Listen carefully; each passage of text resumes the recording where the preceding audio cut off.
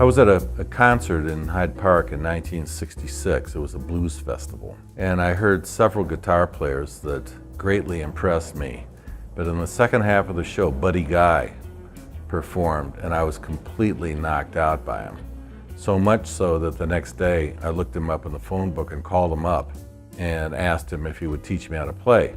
And I convinced him that it would be a good thing. And then I asked him, "How much will you charge?" And he said, "About $5.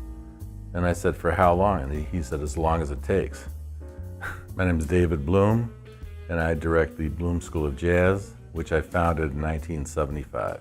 I went to Berklee School of Music, and I got back to Chicago in 1971. A lot of the kids in the neighborhood were interested in what I learned at Berklee. So I started developing, 4 or 5, 6 students, and it ended up being 30 students, teaching them hour lessons for $5 a lesson.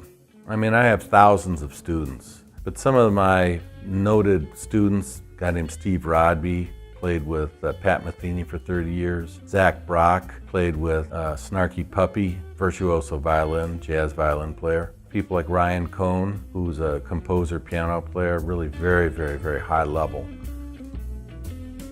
I've not been able to find any other proof of what I have inside of me than teaching someone in an effective way and being able to bring out what I would call their birthright.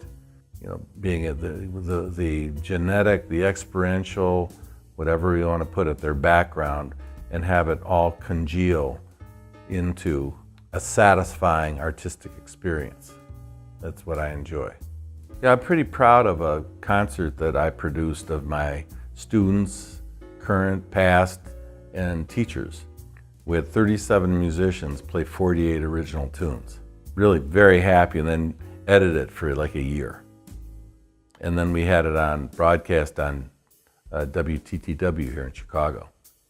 I have now, and I always have had an incredible range of different types of musicians from different walks of life and different occupations. I have a 13-year-old kid who plays classical guitar, jazz, great, I have another retired guy who's about 70 who's just getting started with jazz.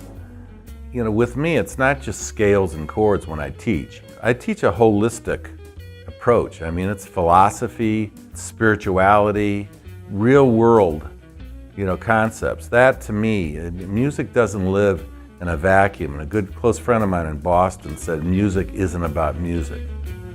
It's about life.